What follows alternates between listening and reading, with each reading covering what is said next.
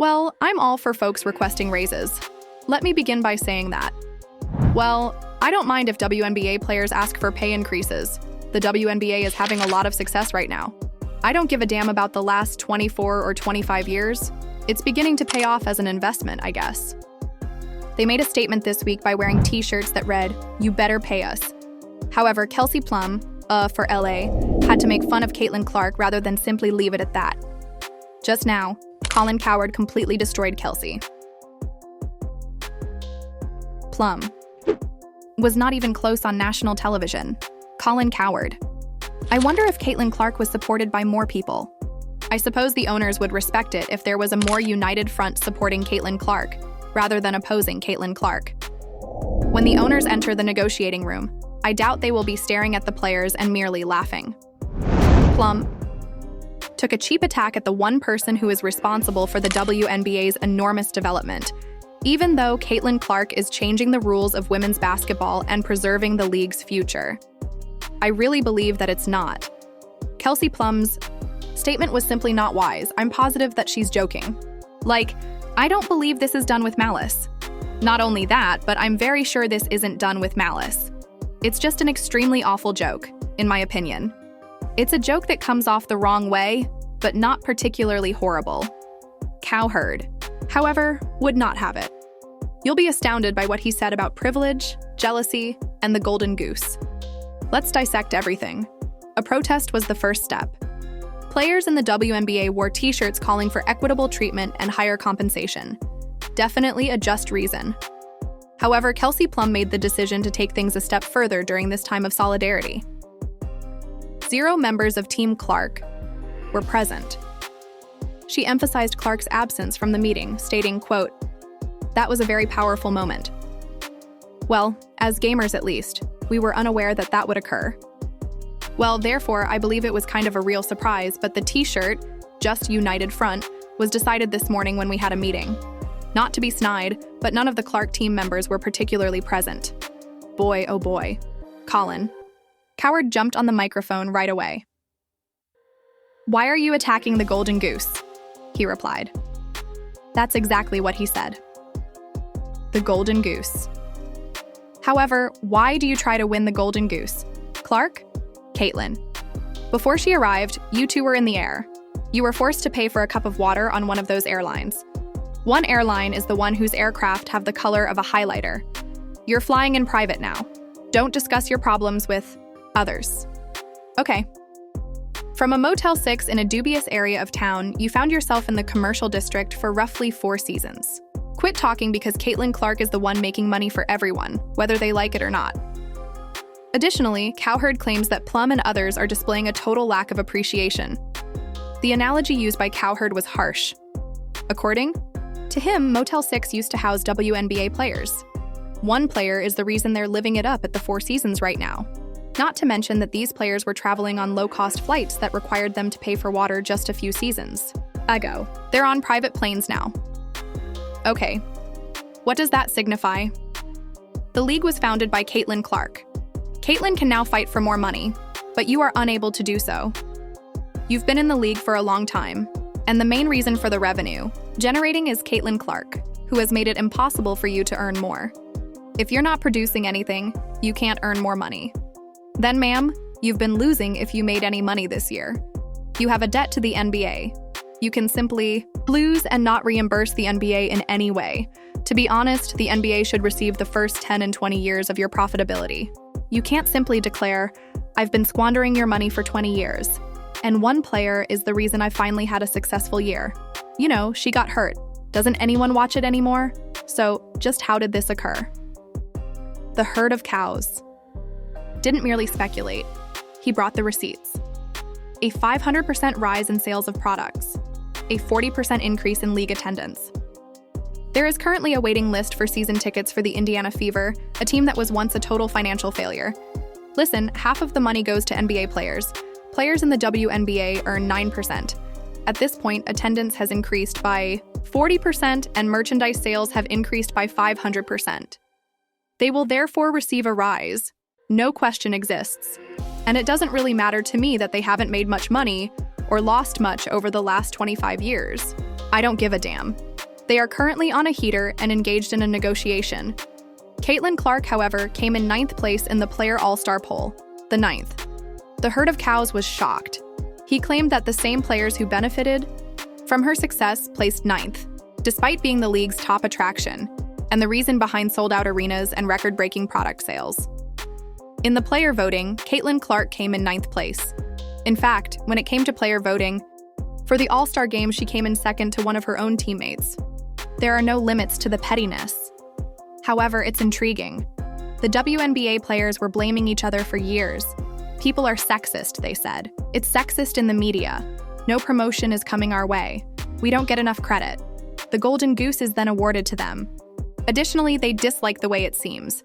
Indiana girl, Iowa girl. Who knows though? I have been saying this for years. Ride the wave when it comes. You have no idea how it appears. Don't resist. This clearly has a racial component, you know. The WNBA players simply dislike the way the wave appears. They desired to take a private flight. They desired greater popularity. They will receive the better deal they sought in the CBA. They desired arenas to be sold out. They succeeded. He's correct, too. Stats don't matter in that kind of ranking. It has to do with politics. It has to do with resentment. The cow herd exposed it for what it is: small-time jealousy. He contrasted the circumstances of Caitlin Clark with those of other generational celebrities. Veterans liked LeBron James's influence even though they didn't enjoy the attention he received when he joined the NBA. Everything changed when Tiger Woods took over golf, and the tour adapted. Tiger Woods changed the PGA Tour in this way. Although he increased the purses in every event and made many people wealthy, Tiger did earn the most money. The secret was that, despite losing 1 million viewers from the previous season, this all-star rating shows that she has improved the league as a whole. Every sports show on every sports network now discusses this league. However, some players in the WNBA continue to hold on to the past, to put it plainly, coward. You disliked flying on a tight budget. You're private with her. Now you live in luxury. Give up whining. One of the carriers whose aircraft are highlighted in the same color. You're now flying in private. All right. If a band member joins you while you're staying at the Motel 6 and you're now staying at the Ritz-Carlton, don't discuss your problems with anybody else, okay? In the retail district, you moved from a Motel 6 in a dubious area of town to a Four Seasons hotel. Put an end to your conversation. Then he let the hammer fall. The Michael Jordan analogy. Caitlin Clark is being violently harassed on the court, just like Michael Jackson. Similar to MJ, in any case, she is dominating. Recall the Detroit Pistons' notorious Jordan rules. The entire plan was to bash him up, literally. Mac. The WNBA is here now. Caitlin Clark's skills have improved rapidly. For Michael Jordan, it's similar to the end of his first or third year. She has quickly become quite skilled. Additionally, you must either place a body on her or she will embarrass you if you don't double-team her. She's making 33-foot shots. And the result of that is what transpired last night. This is what MJ experienced. In every offensive metric, she ranks first and second. Compared to Steph Curry's first MVP season, she is making more three-pointers this season. And you're embarrassed by her game.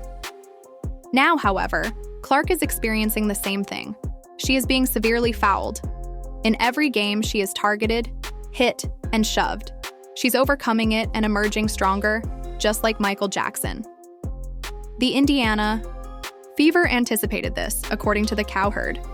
They acquired Sophie Cunningham, one of the league's toughest players, as a result. They were aware of what they were getting into, by the way, in this league. They brought Sophie Cunningham over in a trade for a reason, and I'll get to this in a moment. In Mizzou's history, she is the youngest black belt, 6 years old. They saw this puppy coming and brought her over to keep Caitlin Clark safe. The Fever did, but the league isn't sure what to do. You have to put a body on her once more. You must get down on your knees. In the history of basketball, whether it be in high school, college, the WNBA, or the NBA, what would you do if an offensive player humiliated you? Steph, Shaq, MJ, or Caitlin? She cannot be trapped. She will slouch through it. You must put her in a body. She is their equivalent of the enforcer who was sent in to keep Jordan safe, Charles Oakley. The Fever took precautions to keep her safe since they knew they had a star. However, The most important lesson from Cowherd's tirade has nothing to do with stats or fouls. It had to do with eyesight. Just consider this. Caitlin Clark is already rewriting record books, drawing millions of viewers, and she's just getting started. This is the worst Caitlin Clark will ever be, he continued.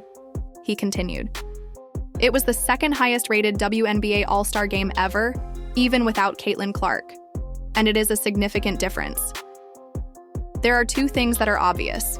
Records will be broken if Caitlin Clark participates in the All-Star game. Even if she doesn't, her popularity will drive it to break records and become the second highest ever, only surpassed by the time she played. And that's important. Veteran players would be left behind if they don't join the team right away. The Cow. Herd warned.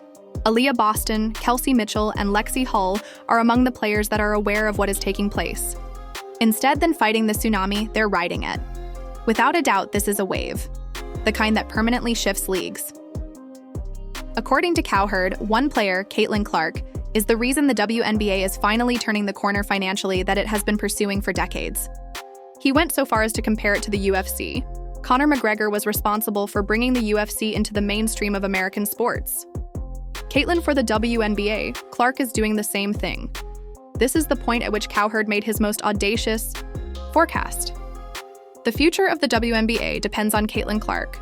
The numbers don't lie, regardless of how some players feel about it. Clark is at the center of everything: TV deals, sponsorship money, sold-out games, jersey sales, and fan interaction. Cowherd had one message when seasoned players like Kelsey Plum disparaged the sole contributor to their achievement. The hand that feeds you should not be bit. He's not claiming that Clark is flawless. He's not arguing that other athletes don't merit greater compensation or fame. But this is exactly what he is saying. One person who adds value to everyone is not torn down. The golden goose is not sabotaged, because the spotlight will disappear if Clark leaves. The money does too. The progress does too. There was more to Cowherd's tirade than merely supporting Caitlin Clark. The goal was to reveal a poisonous mentality that would ultimately cost the league everything: gathering momentum. The future is here, and her name is Caitlin Clark. Therefore, the jealousy, the small-minded taunts, and the opposition to change must end. To express your support for the player leading the league, leave Golden Goose in the comments if you're still watching. To ensure you don't miss a beat, please like, subscribe, and enable notifications if you want more unfiltered breakdowns like this one. Until the next one, see you. The fact that I dislike the Indiana Fever coat backroom personnel is probably no secret. I don't like what Caitlin Clark is being subjected to. Additionally, I firmly feel that they are attempting to lessen Caitlin's appeal and make her fit in with the WNBA's past, rather than having her fit out and suffer harm. Caitlin Clark was having a good time. Just now, she made a deep three. The audience stood up. By 20, the Fever were up. Suddenly, in the middle of the celebration, her own coach grabbed her by the body. This is how you handle your valuable item. You handle your cash cow like this. You should treat your savior in this manner. This is how you treat the young lady who brought this incredibly putrid excrement to a higher level. It was shown live on television, and the video is now all over the place. Because this was more than a moment of awkwardness. Everything that was wrong with the Fever's treatment of the league's face was shown in that moment. This video is going viral. One of the assistant coaches in this video pursuing Caitlin Clark as she's arling up the crowd, and she appears to be receiving reprimands, and statements such as, hey, all that hyping up, don't do that, let's take a look here first. Now here we go. The body language doctor is out and about, and Caitlin Clark is asking, what the hell is this? You know, I was just getting the crowd excited. Why are you criticizing me? I was just acting this way. The crowd has been dead because I haven't been playing at my best, and now that I'm back on my game, I'm hyping them up and we're getting them into it. And it puts the opposing team on their back heel, you know. Oh, you guys aren't used to that. Oh,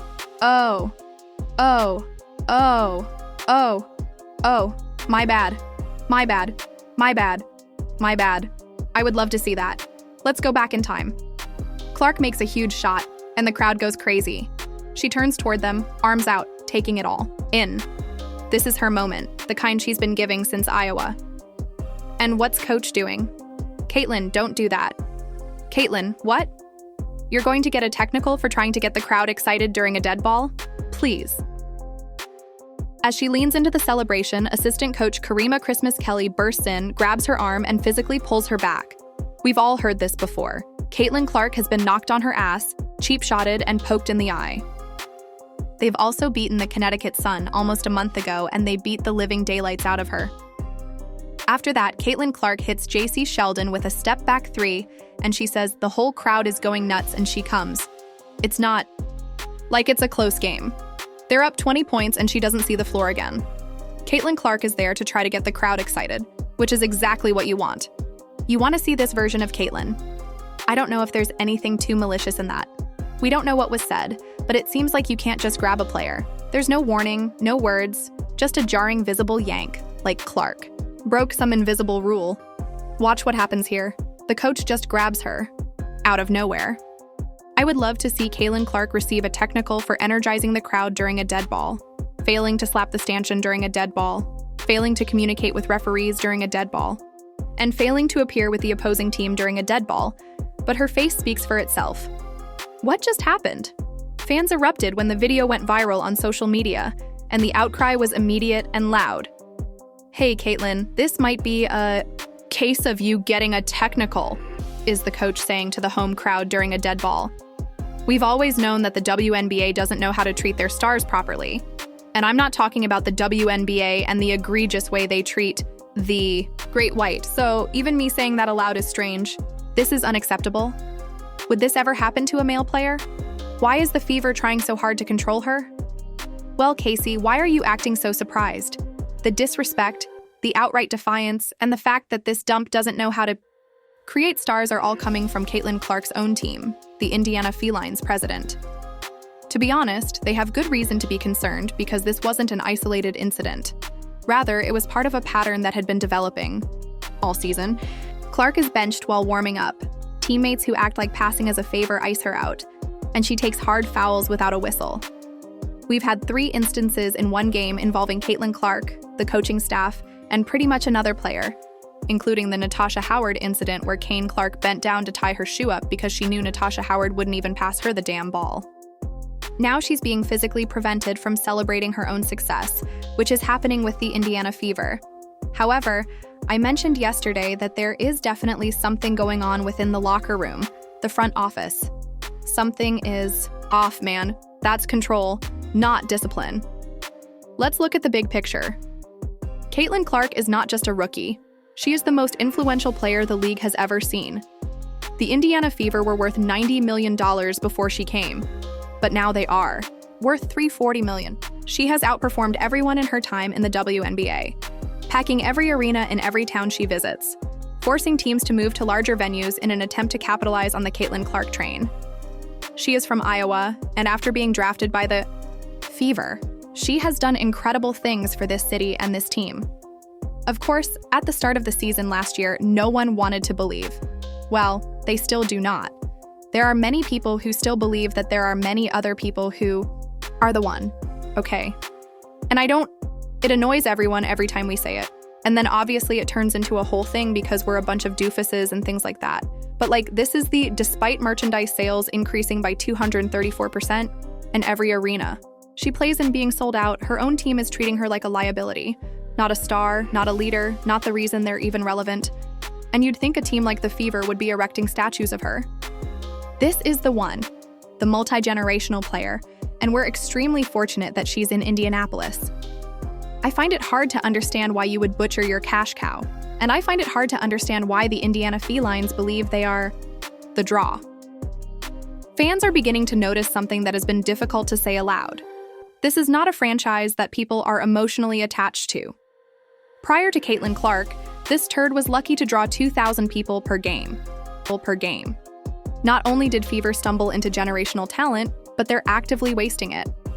That grab wasn't just physical, it was symbolic, and it conveyed exactly what Caitlin has been dealing with throughout the season. And I'm telling you now, the whole situation is insane in and of itself. Ever since Dana Bonner left, they've just made this team into the Natasha Howard team, bro. They're even creating elaborate plans around her, treating her as though she's the team's star. You know, why she doesn't smile like she used to. Why does the fire seem a little dimmer? Because every time she displays joy, someone tries to put out the fire. They don't want Caitlin Clark, the phenomenon. They want Caitlin Clark, the first draft pick, rookie of the year, breaking all the damn records like they're scratch-offs. I'm all for the veteran players, but at the end of the day, did we all forget that this is Caitlin's team? This isn't about ego, it's about energy. Caitlin Clark was brought in to lead a cultural shift, to bring excitement, to bring fans, to make the WNBA fun again. When she gets the crowd going, she's doing exactly what the league needs her to do. But the Fever seems to prefer that she celebrate quietly in a back room with a clipboard. Let's face it, though. Good teammate, quiet, controlled, conforming. But that's not who she is. And, to be honest, that's not who they drafted. Grabbed a player like that, it would be immediately suspended. Statements would be made, and accountability would be held. However, with Clark, there is silence, and fans are tired of it. This is about more than just a grab. It's about the tension, the micromanagement, and the opposition to what Caitlin Clark stands for. She isn't playing identity politics or dividing people. The WNBA has never had someone like her, not just in terms of talent, draw, dollars, and impact. If the Fever continues to try to tame that, they will lose her. Not just literally, but metaphorically, because eventually Clark will look around and ask herself why she is staying. And if she leaves, she won't just take her talent. She's just hooping. And that alone is threatening to those who want to keep the league exactly as it has been. Let's call this what it is. The Fever aren't just mishandling a star. They're teaching a masterclass in how to lose a superstar in record time. That coach's grab was the most obvious indication yet. If you think it went too far, hit like. If you're sick of seeing Clark treated disrespectfully, please leave comment, and remember to subscribe because this isn't fair. Over, not even close.